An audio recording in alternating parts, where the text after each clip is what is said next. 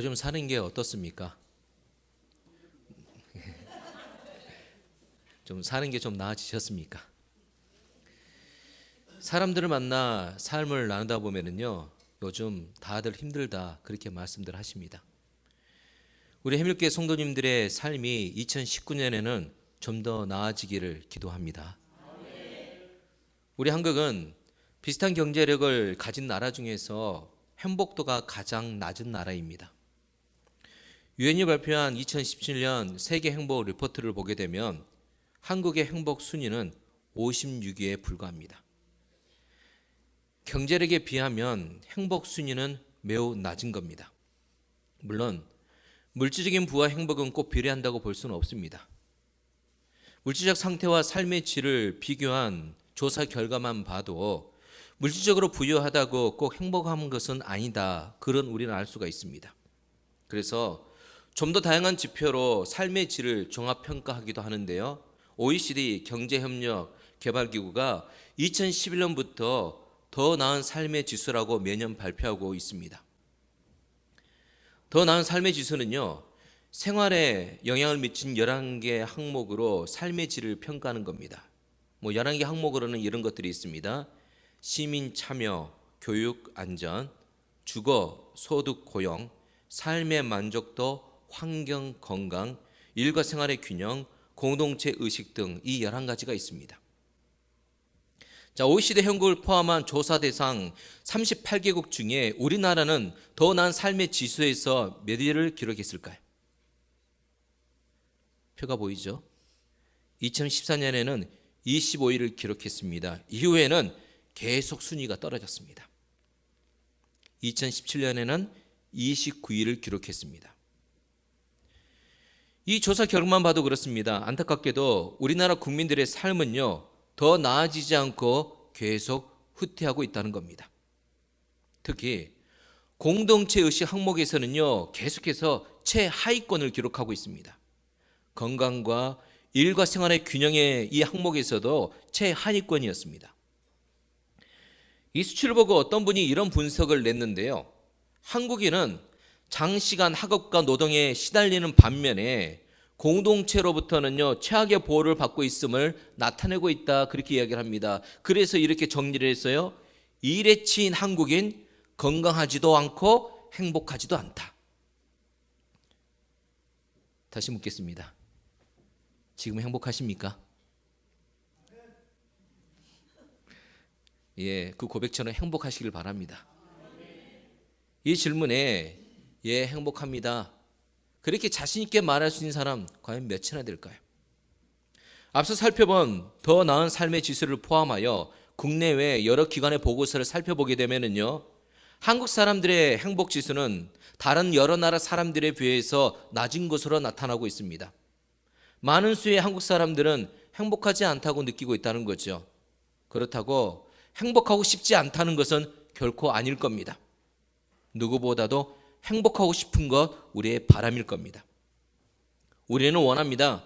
행복하기를 원합니다. 지금보다 더 행복한 삶을 살기 원하지요. 지금보다 더 나은 삶을 살기 원한다는 겁니다. 옆 사람에게 축복하겠습니다. 행복하세요. 다시 한번 축복할까요? 행복하세요. 그렇습니다. 행복하시길 바랍니다. 우리는 어제보다 더 나은 삶을 살아야 행복하다고 생각하지요. 내일은 지금보다 더 나은 삶을 살 수 있어야 행복한 삶이라 생각합니다. 그렇다면 어떻게 살아야 더 나은 삶을 살 수 있습니까? 오래전에 미국 맨하탄에서 한 젊은 부부를 만난 적이 있었습니다. 그들은 한국계 미국인으로 변호사로 일하고 있는 젊은 부부였습니다.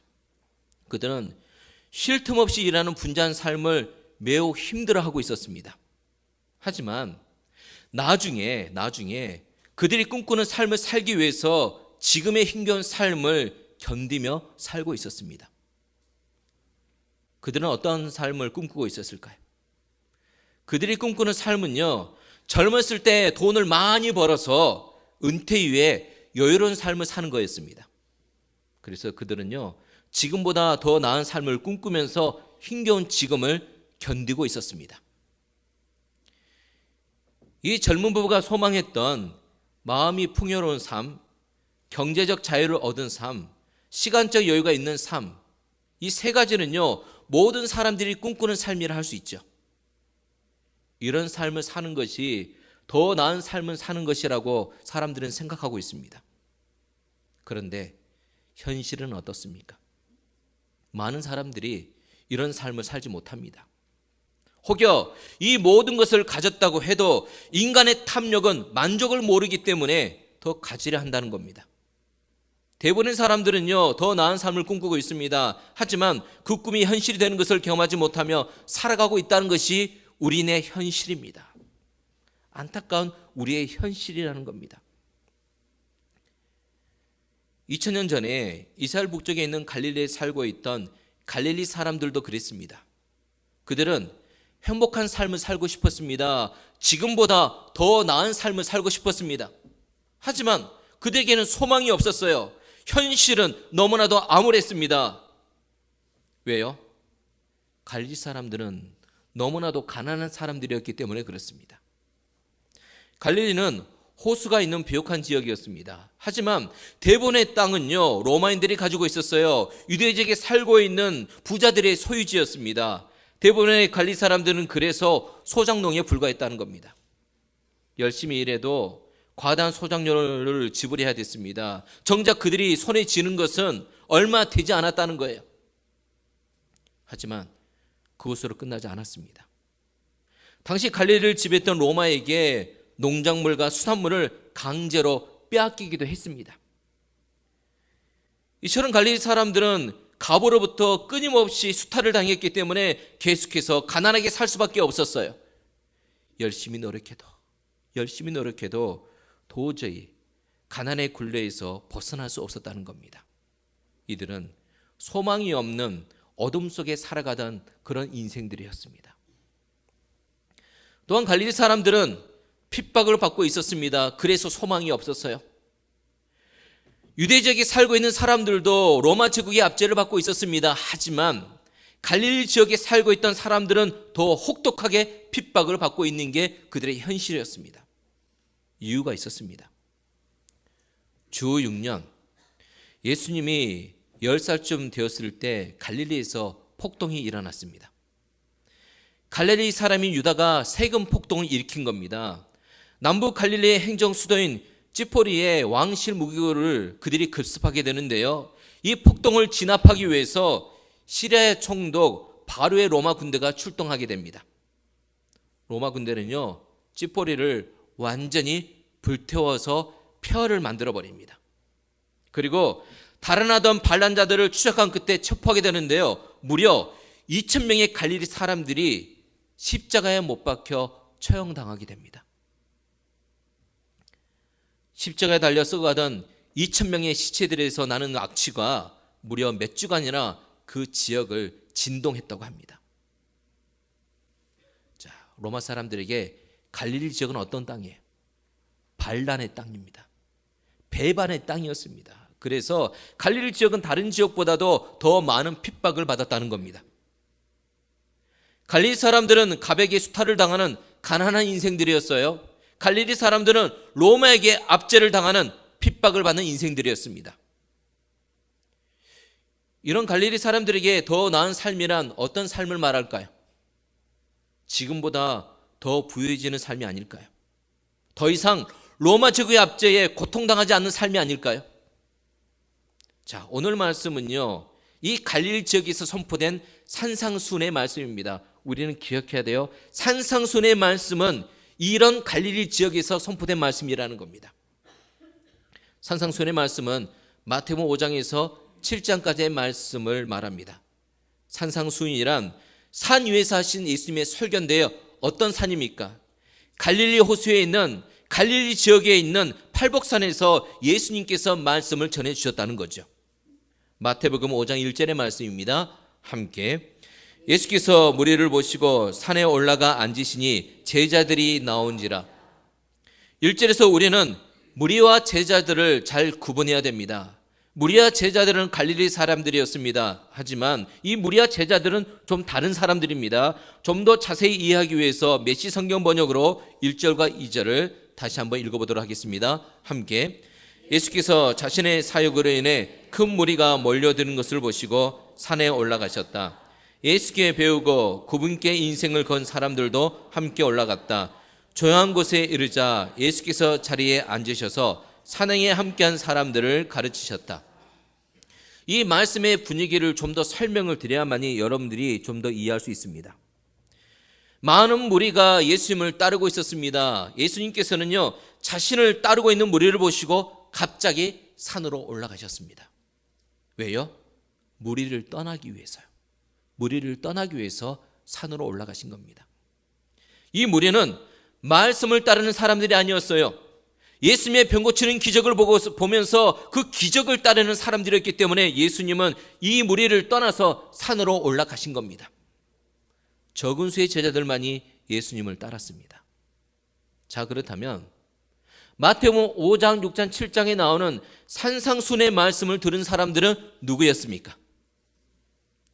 병 고치는 기적을 따르는 무리가 아니었습니다. 예수님의 말씀을 따르고자 자신의 인생을 건 제자들이었다는 겁니다.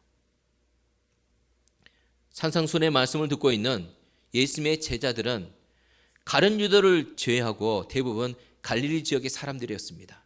바로 갈릴리 사람들이었다는 겁니다. 그러기에 제자들 역시도 가난한 사람들이었어요. 핍박을 받고 있는 사람들이었다는 겁니다. 여러분 기억해야 돼요. 산상순의 말씀을 듣고 있는 이 제자들, 가난한 사람들이었고 로마 제국으로부터 핍박을 받고 있는 사람들이었다는 겁니다. 예수님은 그런 제자들에게 선포하십니다. 너희는 복이 있는 사람들이다. 가난하지만 복이 있는 사람이래요. 핍박을 받고 있지만 복이 있는 사람이래요. 예수님은 제자들에게 그렇게 선포하고 있는 겁니다. 왜요? 이미 그들은 천국을 소유하고 있기 때문에 그렇습니다. 상산순에서 선포되는 복은 8개의 복입니다. 그래서 팔복이라고 부릅니다. 팔복에서 2번째에서 7번째까지의 복은요, 받을 것이다, 배부를 것이다, 볼 것이다, 이렇게 마무리되고 있습니다. 이후에 이루어질 것을 말씀하고 있다는 겁니다. 이후에 이루어질 것을 말씀하고 있죠.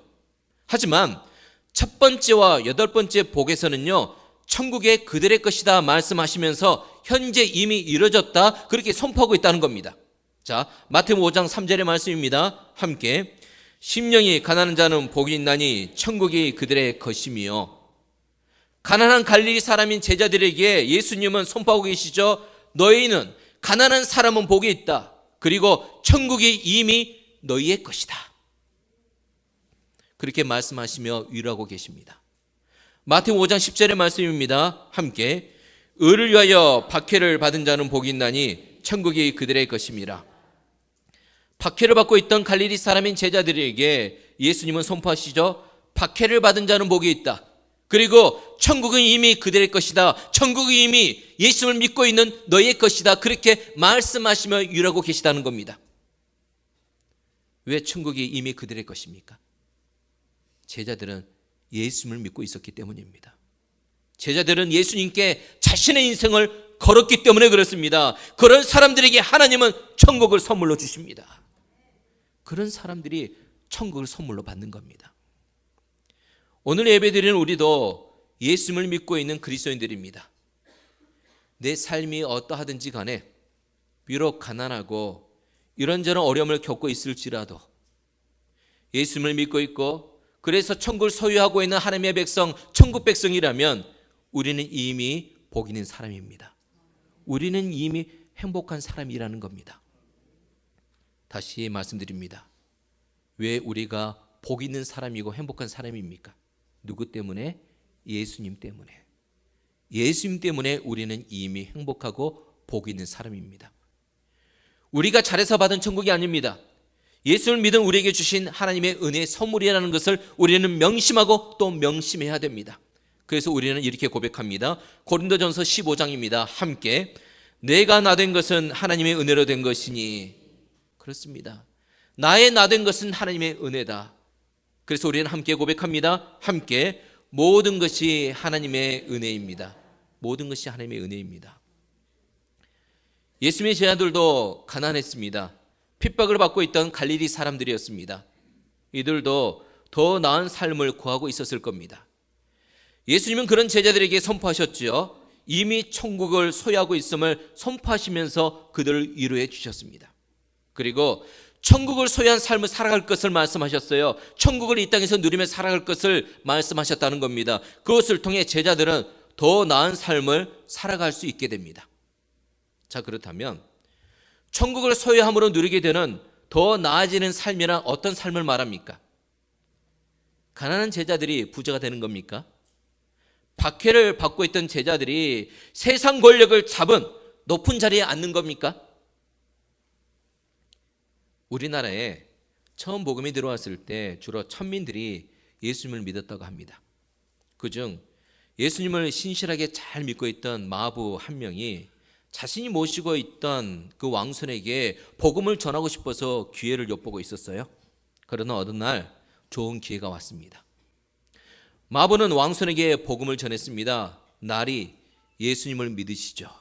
날이 예수님을 믿으세요. 그랬더니 왕손이 어이가 없다는 듯이 마부를 바라보면서 이렇게 비아냥거렸습니다. 야, 이놈아, 내같이 쌍놈이 예수 믿으면 누가 양반이라도 시켜준다더냐. 이 말을 들은 마부는 다음과 같이 대답했습니다. 날이 예수님을 믿는 도리는 마부가 양반되는 그런 것이 아닙니다. 제가 양반되기 위해 예수님을 믿는 것이 아니오라. 마부 노릇을 잘하기 위해 예수님을 믿는 겁니다. 나리께서 예수님을 믿으시면 제가 평생 마부로 나리를 모시겠습니다. 이 이야기는 왕손 이재영과 마부 엄규현의 실제 이야기입니다. 이후 왕손 이재영은 먼저 예수를 믿은 부인을 따라 숭동교회 붕회에 참석하게 되는데요. 그곳에서 마부 엄규현을 만나게 됩니다. 마부 엄규현은 바로 숭동교회 영수였습니다. 영수라면 요즘으로 치면 장로였다는 겁니다. 왕손 이재영은 마부 엄규현 영수의 신앙을 보게 됩니다. 그리고 섬기는 모습을 보게 됩니다. 그래서 감동을 받습니다. 비록 자신은 왕손이었고 엄규현은 마부였지만 그 마부 엄규현을 형님이라고 부르면서 깍듯이 모시게 됩니다. 그리고 왕손 이재영은 숭동교회 장로가 되게 되고 이후 목사 안수를 받고 숭동교회 담임 목사로 심우하게 됩니다. 우리는 마부 엄규현 영수의 고백을 기억해야 됩니다. 날이 예수님을 믿는 도리는 마부가 양반되는 그런 것이 아닙니다. 제가 양반되기 위해 예수님을 믿는 것이 아니오라. 마부 노릇을 잘하기 위해 예수님을 믿는 것입니다. 예수님을 믿으면 우리는 천국을 소유하는 천국 백성이 됩니다. 천국을 소유함으로 누리게 되는 더 나아지는 삶이란 무엇을 말합니까? 마부가 양반이 되는 것이 아닙니다. 소장농이 만석직이 갑부가 되는 것이 아닙니다. 예수님을 본받는 삶을 사는 겁니다.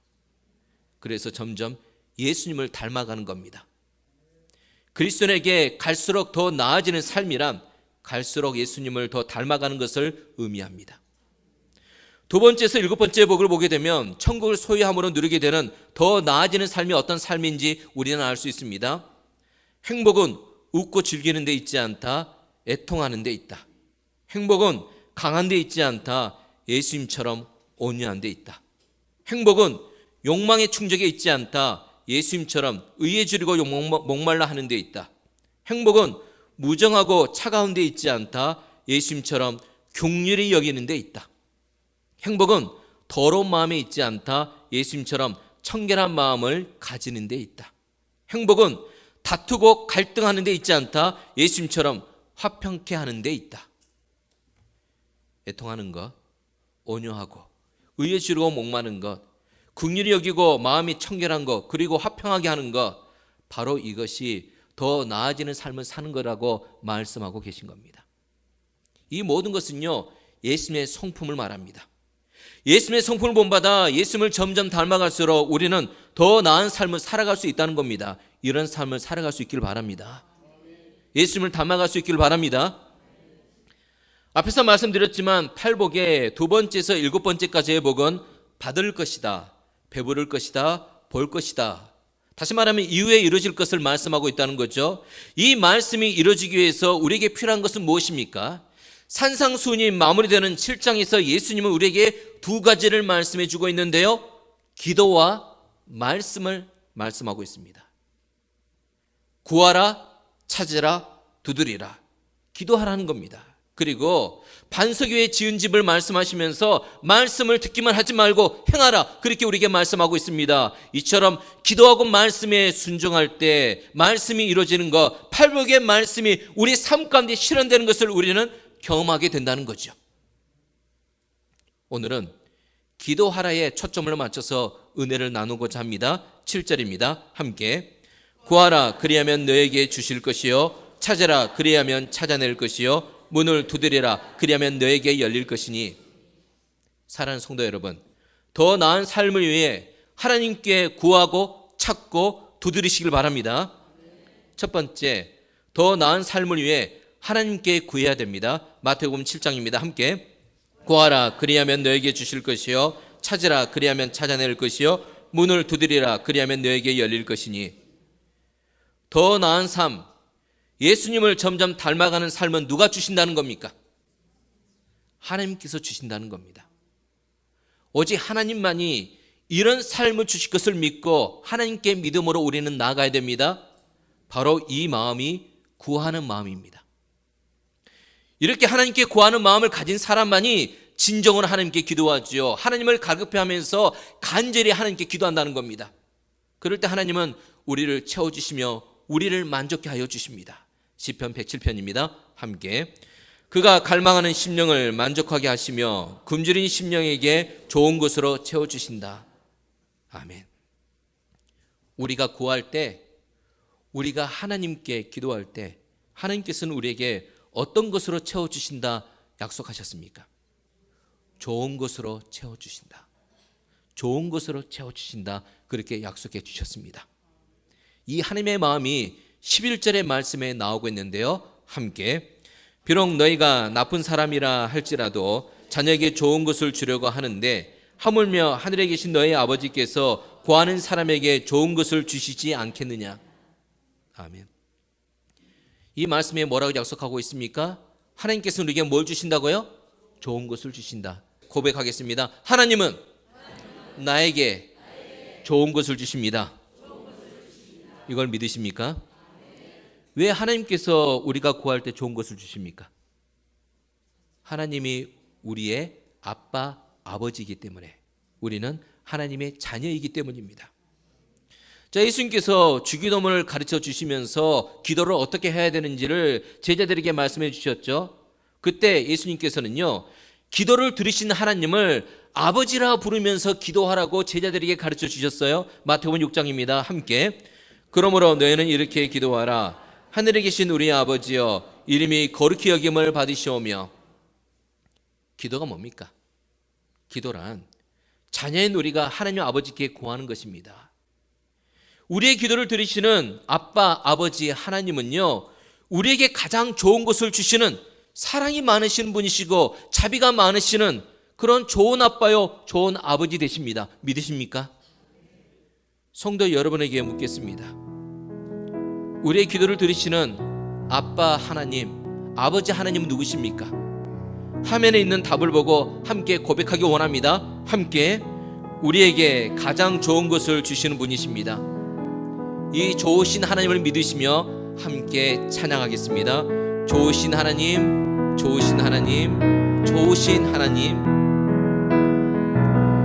좋으신 하나님, 좋으신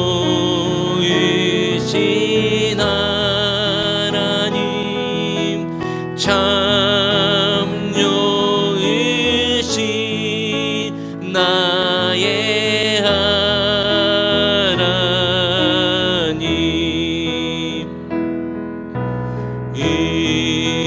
우리의 기도를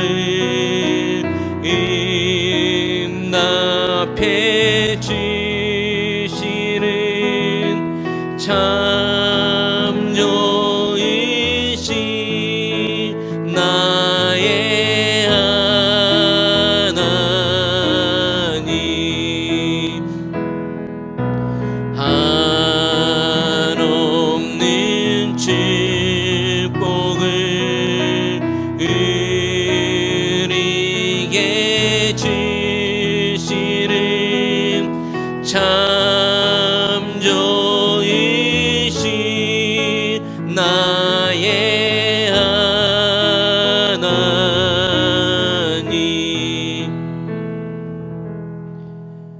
이건희 목사님은 목적이 이끄는 삶에서요, 하나님을 신뢰한다는 것이 무엇을 의미하는지 이렇게 말했습니다.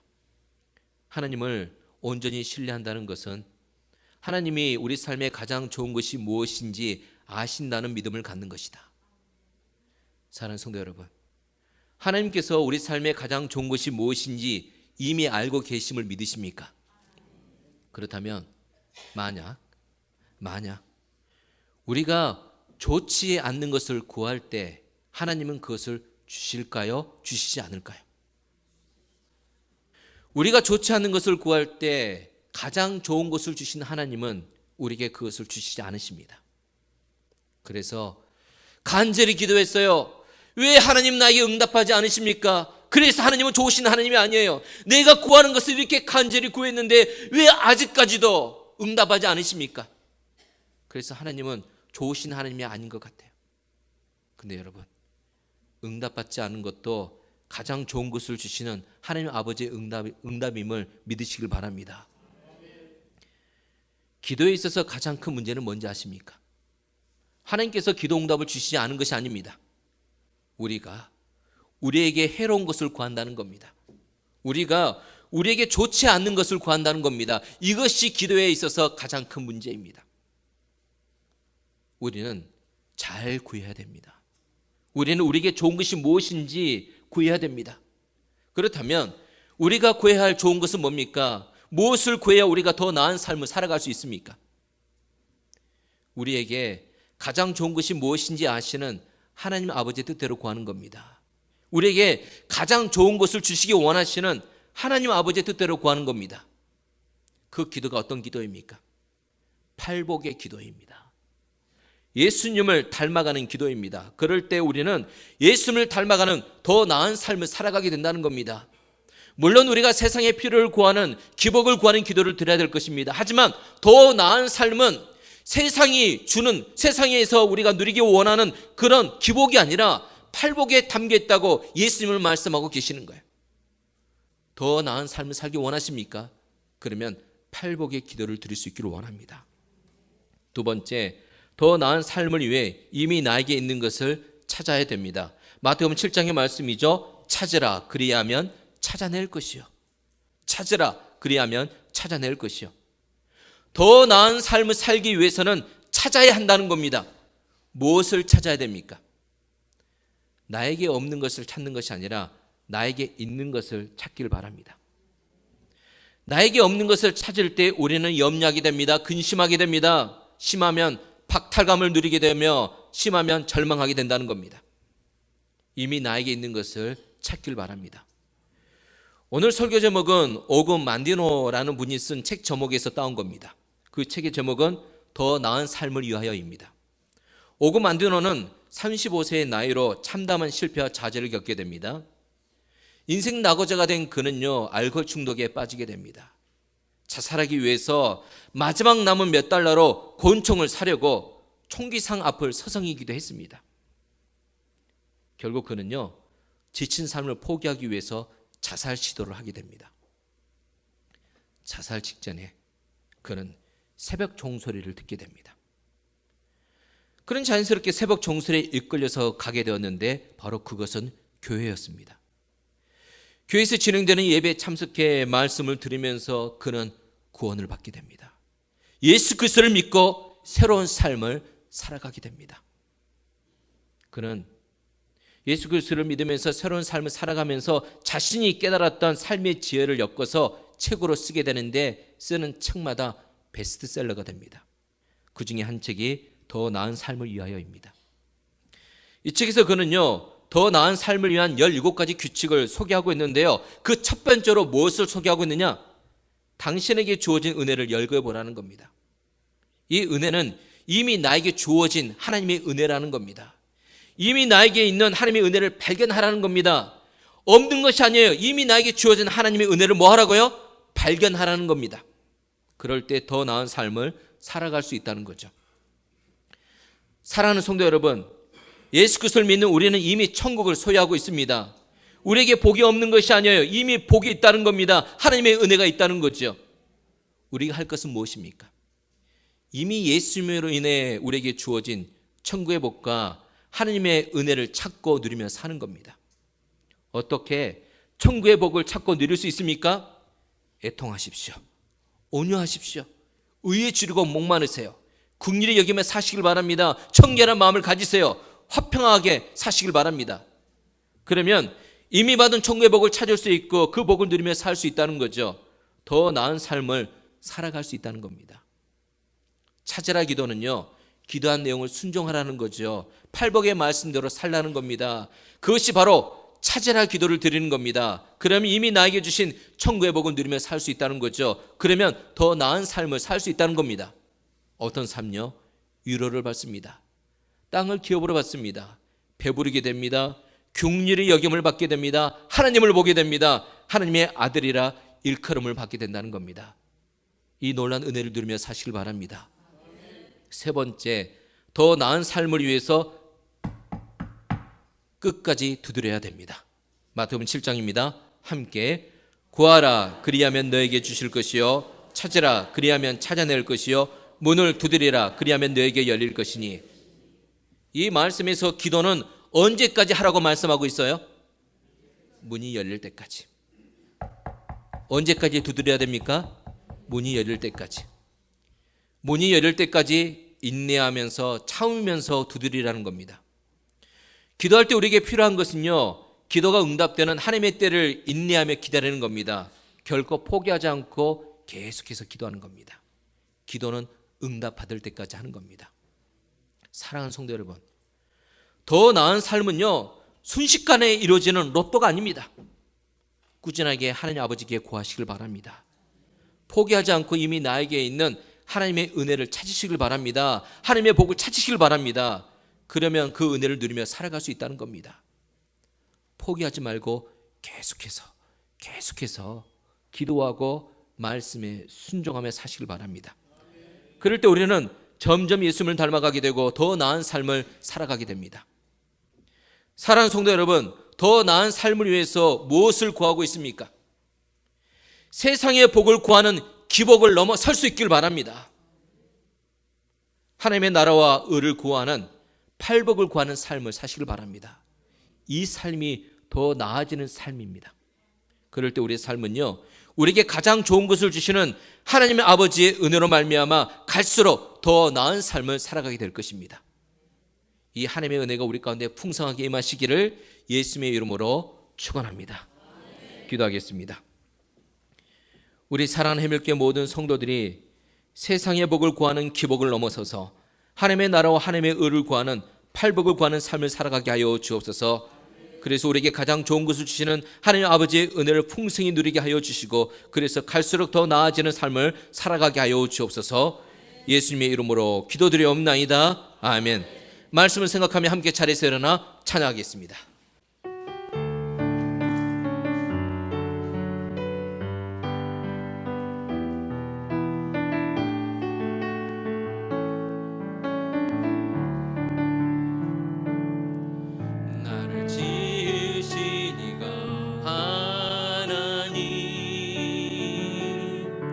나를 부르신 이가 하나님,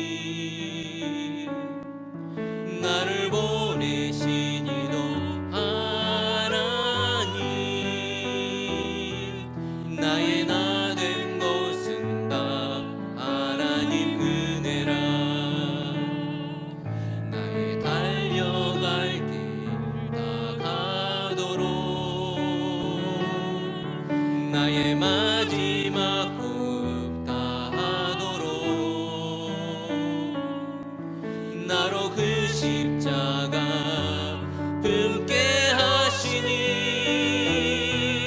나의 나 된 것은 다 하나님 은혜라. 아멘. 한량없는 은혜, 갚을 길 없는 은혜, 내 삶을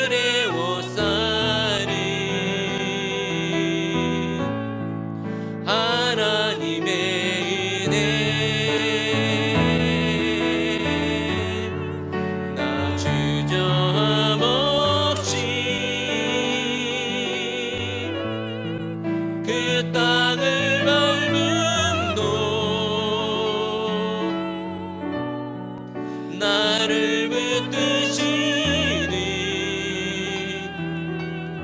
우리에게 풍성히 베풀어 주시는 아바 아버지 하나님이 주신 은혜를 생각하며 한량없는 은혜, 한량없는 은혜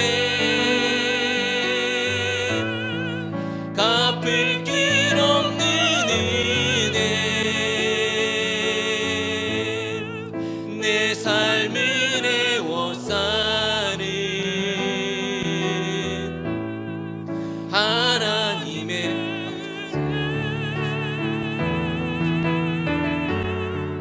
나 주저함 없이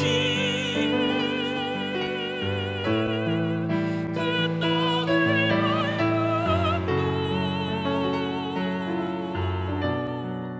나를 붙드시는